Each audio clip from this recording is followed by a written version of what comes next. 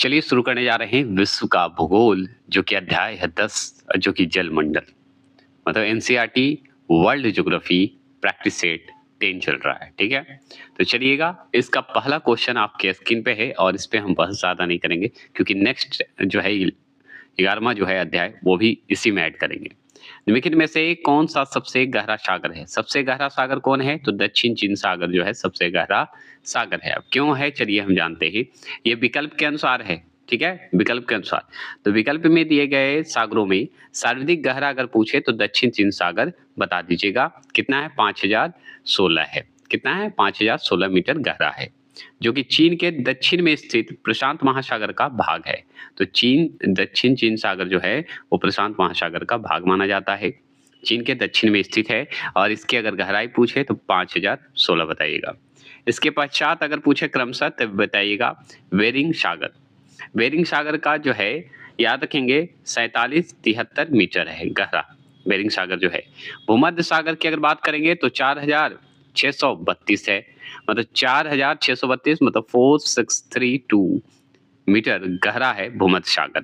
अगर बेरिंग सागर की बात करें तो 4773 है मीटर है, मतलब 4773 है।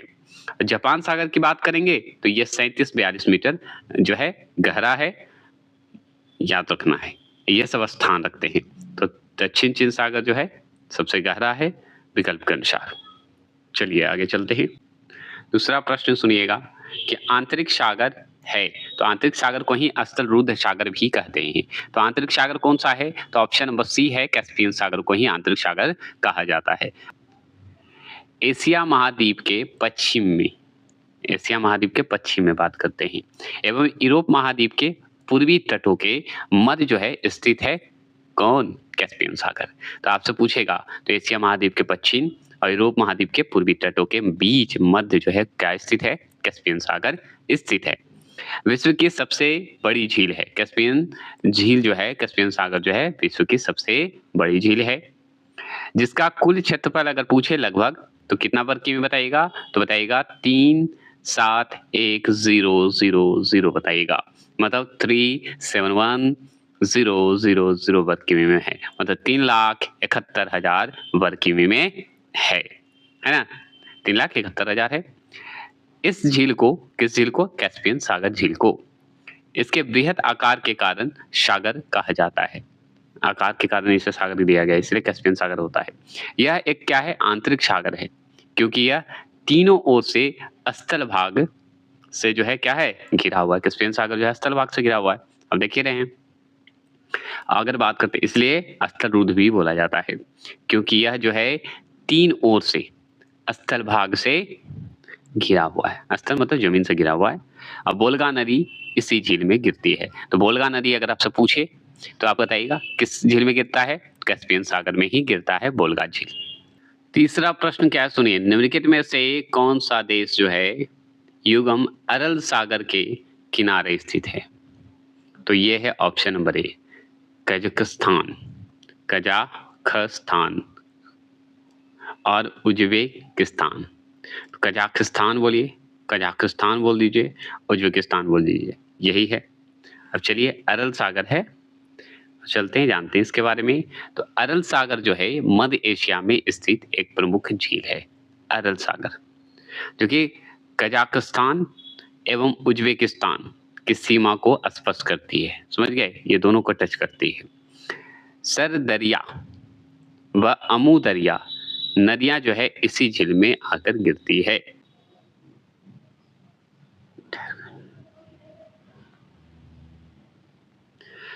चौथा प्रश्न है, इटली है, सिसिली है और सर्डिनिया है, सर्डानिया बोला जाता है, सार्डानिया बोलते हैं। इटली है, सिसिली है, सर्डिनिया है एवं कोर्सिका है। ये सब जो है क्या है? अब चलिए बताते हैं। इटली हो गया, सिसिली हो गया, सर्डिनिया हो गया एवं कोर्सिका हो गया। कोर्सिका से घिरे सागर का नाम बताना है, मतलब इटली से घिरा हुआ, सिसिलिया से, सर्डिनिया से, कोर्सिका से, ये सब से घिरा हुआ सागर का नाम बताएंगे। तो हम बताएंगे ऑप्शन नंबर डी, क्या बताइएगा? टायरेनियन बताइएगा। ठीक है, टायरेनियन सागर बता देंगे। अगर बात करते हैं तो सुनिए, टायरेनियन सागर जो है भूमध्य सागर का भाग है, जो कि इटली, सिसिली, सर्डिनिया, कोर्सिका द्वीप से घिरा हुआ है। देखिए,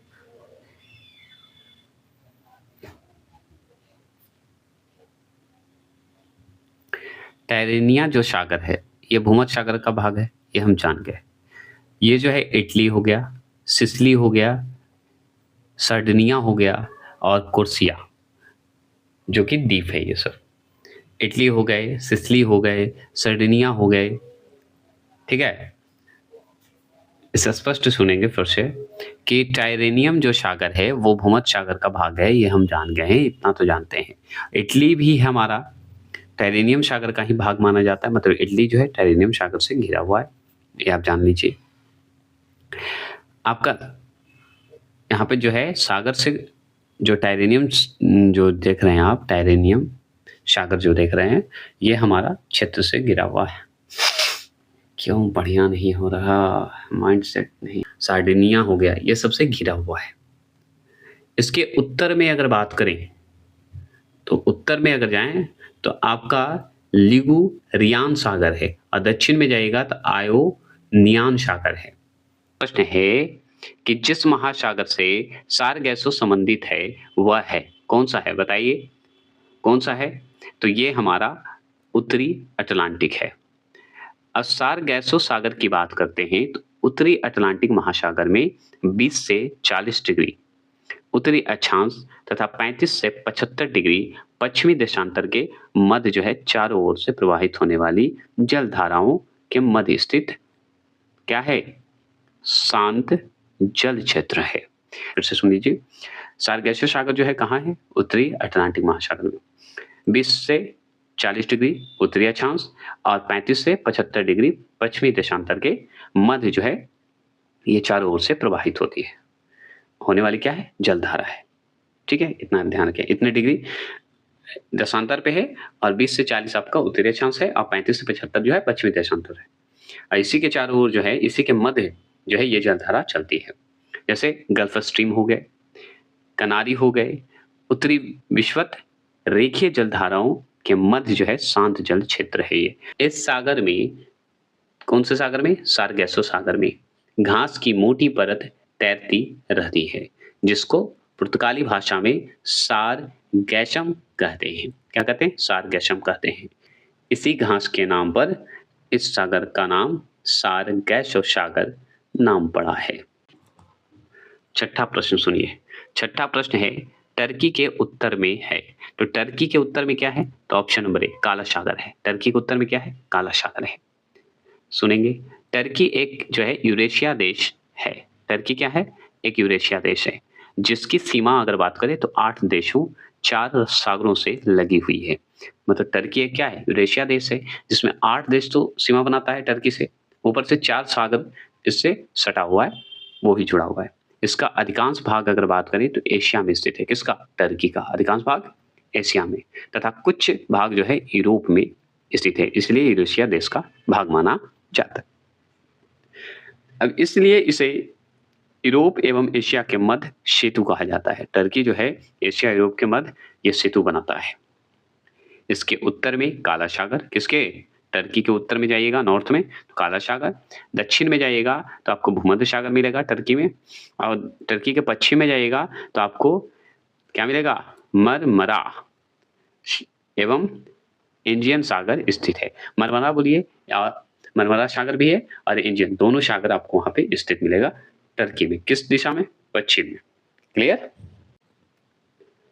सातवां प्रश्न है निम्नलिखित में से कौन सी दक्षिण अटलांटिक महासागर की शीतल जलधारा है? तो शीतल जलधारा है तो वो है हमारा ऑप्शन नंबर बी। कौन है? बेंगुएला। दक्षिणी अटलांटिक महासागर में प्रवाहित होने वाली एकमात्र ठंडी जलधारा बेंगुला, इसे आप बेंगुएला भी बोल सकते हैं और बेंगुला भी बोल सकते हैं। तो बेंगुएला बोलिए या बेंगुला बोल लीजिए, कोई दिक्कत नहीं है, याद से स्पष्ट होनी चाहिए कि याद हो रहा है कि नहीं। तो दक्षिण अटलांटिक महासागर में प्रवाहित होने वाली एकमात्र ठंडी जलधारा है जिसका नाम बेंगुएला है। जो कि दक्षिण अफ्रीका के पश्चिमी तट के सहारे उत्तर दिशा में प्रवाहित होती है। ठीक है, उत्तर दिशा में, नॉर्थ दिशा में प्रवाहित होता है, नॉर्थ डायरेक्शन में। गल्फ स्ट्रीम है, तो गल्फ स्ट्रीम है ऑप्शन नंबर बी, एक महासागरीय धारा है। गल्फ स्ट्रीम क्या है? महासागरीय जलधारा है। गल्फ स्ट्रीम जो है उत्तरी अटलांटिक महासागर में प्रवाहित होने वाली एक गर्म महासागरीय जलधारा है, जो संयुक्त राज्य अमेरिका के पूर्वी तट के सहारे प्रवाहित होती है। ये बस इतना ही जान लीजिए, इसमें जानने की जरूरत नहीं है। बस हाँ, इतना जरूर है कि यहाँ पे दोबारा ये कर देता हूँ कि गल्फ स्ट्रीम कहाँ है? उत्तरी अटलांटिक महासागर में प्रवाहित होने वाली एक क्या है? गर्म महासागरीय जलधारा है, जो कि कहाँ है? संयुक्त राज्य अमेरिका के पूर्वी तट के सहारे जो है प्रवाहित होती है। तो आगे तो संयुक्त राज्य अमेरिका में है, ये ध्यान रखना होगा आपको। 9वां प्रश्न की बात करते हैं। 9वां है कि महासागर में ज्वार भाटा की उत्पत्ति होती है। तो महासागर में ज्वार भाटा की उत्पत्ति होती है, वो बताइए कैसे? तो ऑप्शन नंबर डी, गुरुत्वाकर्षण, अभिकेंद्रीय बल तथा अपकेंद्रीय बल से जो है ज्वार भाटा उत्पन्न होता है महासागर में।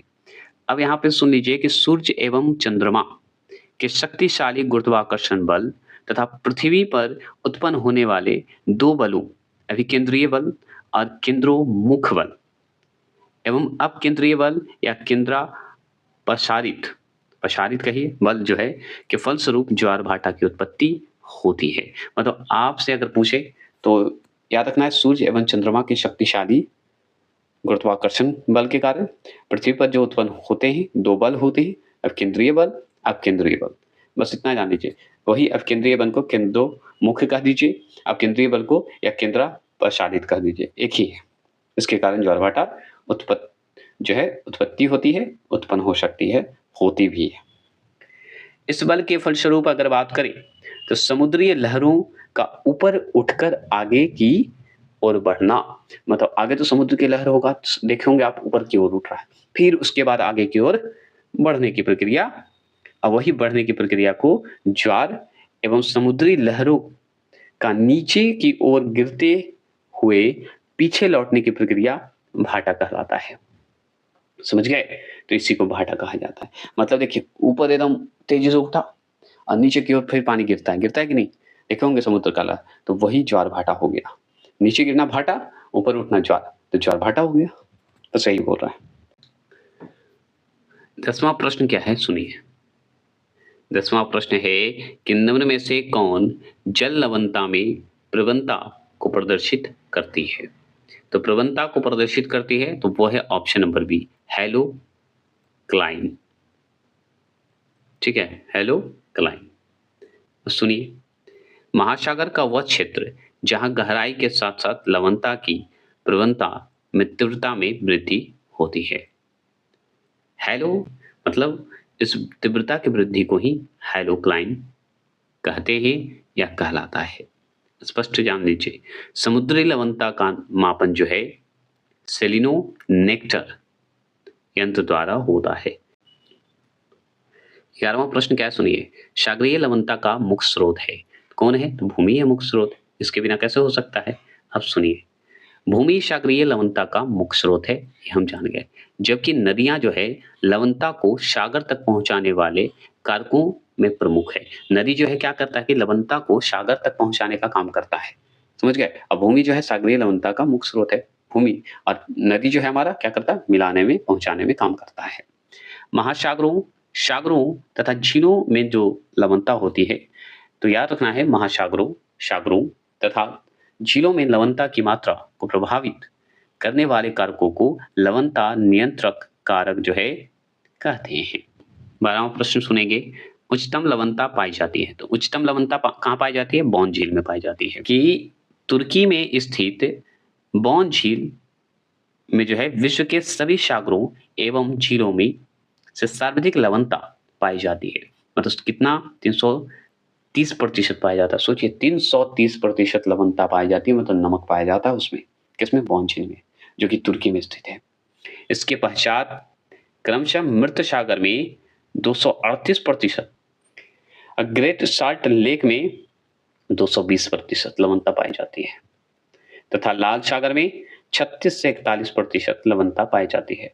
मतलब लाल सागर में थोड़ा कम है, 36 से 41% है, लेकिन बौन झील में 330% है। मतलब सबसे ज़्यादा अगर देखा जाए तो बौन झील में है। उसके बाद आपको मृत सागर में देखा जाए तो मृत सागर में 238% है और फिर ग्रेट साल्ट लेक में 220% है। समझ गए? तो सबसे ज़्यादा बौन झील में हो गया। 13वां प्रश्न क्या है सुनिए। समुद्र में घनत्व बढ़ता है तो ऐसे में क्या होता है? तो ये है लवणता और गहराई दोनों बढ़ती है। लवणता और गहराई दोनों बढ़ता है। अब सुनेंगे। समुद्र में जल के घनत्व का बढ़ना लवणता में वृद्धि का सूचक होता है। अर्थात सागरीय लवणता में वृद्धि के कारण जल का घनत्व भी बढ़ता है। लवणता अधिक होने से सागर में वाष्पीकरण की दर भी कम हो जाती है। पढ़िए प्रश्न क्या सुनिए। पृथ्वी की सतह का वह भाग जो पानी से ढका है लगभग कितना है बताइएगा। तो ये हमारा 2/3 भरा हुआ है। अब सुनिए। पृथ्वी की सतह पर पानी से ढका भाग जो है लगभग 2/3 मतलब 71% है। जल की अधिकता के कारण पृथ्वी जो है अंतरिक्ष से नीले रंग की दिखाई देती है, अतः इसे नीला ग्रह भी कहा जाता है। अंतरिक्ष से देखिएगा ना तो नीला ग्रह है, इसलिए पानी जो है नीला दिखेगा, इसलिए नीला ग्रह कहलाता है। 15वां प्रश्न क्या है कि समुद्र पृथ्वी के केंद्र के सबसे निकट स्थान है। तो समुद्र तल पर पृथ्वी के केंद्र के सबसे निकट स्थान जो है किसका है? तो उत्तरी ध्रुव का है, सबसे निकट है। समुद्री तल पर जो है पृथ्वी के केंद्र की अगर बात करें तो हम उत्तरी ध्रुव को बताएंगे। तो सुनिए, पृथ्वी के केंद्र से जो है सबसे निकटतम बिंदु हमारा उत्तरी ध्रुव के पास है और उत्तरी ध्रुव के पास आर्कटिक महासागर की तली मतलब तल पे 4 किमी की गहराई पर है। ठीक है, जो पृथ्वी के केंद्र से कितना किमी दूरी पर स्थित है? तो 63 किमी की दूरी पर स्थित है, मतलब 6353 किमी की दूरी पर स्थित है। 16वां प्रश्न क्या है सुनिए। विश्व का सबसे गहरा समुद्री गर्त कौन है? तो विश्व का सबसे गहरा समुद्री गर्त अगर पूछे तो हम बताएंगे चैलेंजर। क्या बताएंगे? चैलेंजर। स्पष्ट ये करते हैं कि मरियाना या चैलेंजर गर्त एक ही है, ये आप जान गए। ठीक है, ये कहाँ है? तो फिलीपींस के समीप है, तो फिलीपींस में ही कहिए। उसी के समीप में कहाँ पे? मरियाना द्वीप के जो है पूर्वी भाग पर। कौन सा? पूर्वी भाग पर चाप आकार जैसा होगा, प्रशांत महासागर में जो है विस्तृत है। तो यह विश्व का सबसे गहरा गर्त है। मरियाना गर्त जानते हैं, जिसे चैलेंजर गर्त भी कहते हैं, जिसकी कुल गहराई अगर पूछे आपसे तो कुल गहराई कितना बताइएगा? तो 1122 बता दीजिएगा, मतलब 11,022 बता दीजिएगा, 11022 बता दीजिएगा।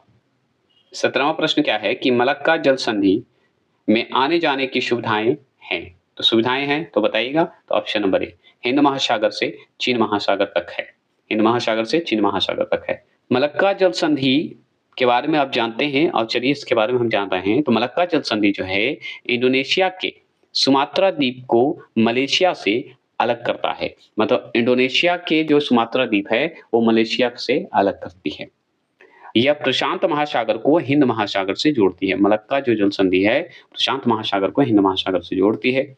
इस जल संधि के माध्यम से जो है चीन सागर से हिंद महासागर तक का जो है आवागमन की सुविधा प्राप्त है। आवागमन आने जाने की सुविधा प्राप्त है। तो मलक्का जल संधि से चीन सागर से हिंद महासागर तक आवागमन चालू है, आप जा सकते हैं, आ सकते हैं।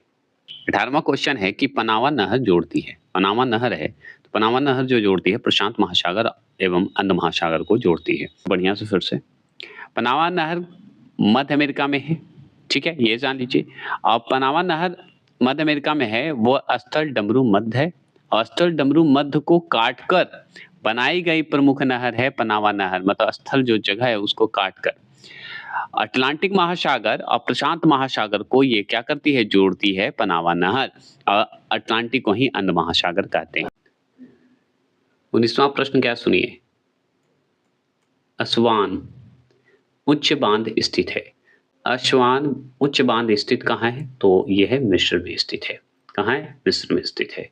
मिस्र में है तो सुनिए, आसमान बांध जो है अफ्रीका महाद्वीप के मिस्र देश में स्थित है। इसका निर्माण की अगर बात करें तो नील नदी पर किया गया है।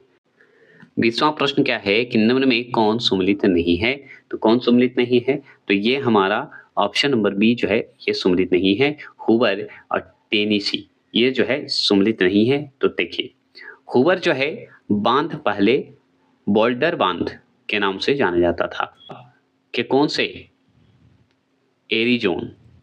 एरिजोना और नेवादा की सीमा पर क्या है? कौन सी नदी है? ये हम पढ़े हैं, कोलोराडो या कोलोराडो नदी के ब्लैक कैनियन पर अवस्थित है। ठीक है, अभी 21वां प्रश्न है। 21वां प्रश्न क्या है? अरब सागर के पानी का औसतन खारापन है। तो अरब सागर के पानी का औसतन अगर खारापन पूछे कितना पीपीटी में बताना है तो 35 पीपीटी है, ज्यादा नहीं पीपीटी में। अब चलिए जानते हैं, लवणता की बात हो रही है। अरब सागर एवं बंगाल की खाड़ी, सुने, अरब सागर व बंगाल की खाड़ी हिंद महासागर के दो भाग हैं। अरब सागर व बंगाल की खाड़ी, अरब सागर व बंगाल की खाड़ी हिंद महासागर के दो भाग हैं। ये ध्यान रखना है, हिंद महासागर के। हिंद महासागर में जो है 0 से 10 अक्षांश, मतलब 0 डिग्री से 10 डिग्री अक्षांश के मध्य जो है 35.14% लवणता पाई जाती है, मतलब 35.14%। बंगाल की खाड़ी में अगर लवणता की बात करें तो 30% पाई जाती है। वही अरब सागर की बात करें तो 36% लवणता पाई जाती है। तो ये दोनों के मध्य की बात करते हैं तो 35.14 लवणता होती है। 0 से 10 अक्षांश के मध्य वाले क्षेत्र को कहा गया है, जो कि हिंद महासागर का है। तो उसकी अगर लवणता की बात करें तो 35.14%। और अगर बंगाल की खाड़ी स्पेशल पूछे तो 30% लवणता, अरब सागर की पूछे तो 36%, है ना। चलिए आगे चलते हैं। 22वां प्रश्न क्या है सुनिए, महासागर में ऊंची जल तरंगे कैसे होती है? तो ये होता है चंद्रमा से होता है, चंद्रमा से होता है। तो चंद्रमा जो है पृथ्वी के अन्य तारों की अपेक्षा अधिक निकट है, एकदम निकट है भाई। अतः वह जो है पृथ्वी के गुरुत्वाकर्षण बल को ज्यादा प्रभावित करता है। सही बात है, गुरुत्वाकर्षण प्रभावित करता है। इसी कारण से महासागरों में ऊंची तरंगे उत्पन्न होती है, चंद्रमा के कारण ही होता है। चंद्रमा की अगर बात करें तो ज्वारो उत्पादक, मतलब ज्वार जो उत्पन्न होता है, या ज्वारो शक्ति बोलिए या पावर बोल दीजिए, सूर्य की तुलना से कितना गुना अधिक है? तो 2.17 गुना अधिक होता है। ठीक है, 2.17 गुना अधिक होता है। 23वां प्रश्न क्या है कि निम्न महासागरीय जलधाराओं में से कौन सी प्रशांत महासागर से संबंधित नहीं है? तो वो है कनारी। कनारी जो है प्रशांत महासागर से संबंधित नहीं है। कनारी एक ठंडी जो है महासागरीय जलधारा है, ठंडा है। पूछ देगा कनारी कैसा जलधारा है? तो ठंडी। जो कि कहाँ है कनारी? तो उत्तरी अटलांटिक महासागर से संबंधित है। उत्तरी अटलांटिक महासागर है ना, उससे जुड़ा हुआ है। तो प्रशांत महासागर से तो कट गया। जबकि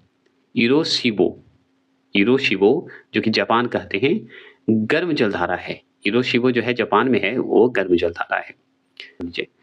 और उत्तरी प्रशांत महासागर कैलिफोर्निया, उत्तरी प्रशांत महासागर जो कैलिफोर्निया है वो हमारा, यहाँ पे देख रहे हैं सी नंबर, कैलिफोर्निया, वो हमारा कैलिफोर्निया कहते हैं। ये भी ठंडी जलधारा है, उत्तरी प्रशांत महासागर में स्थित है, ये जान लीजिए।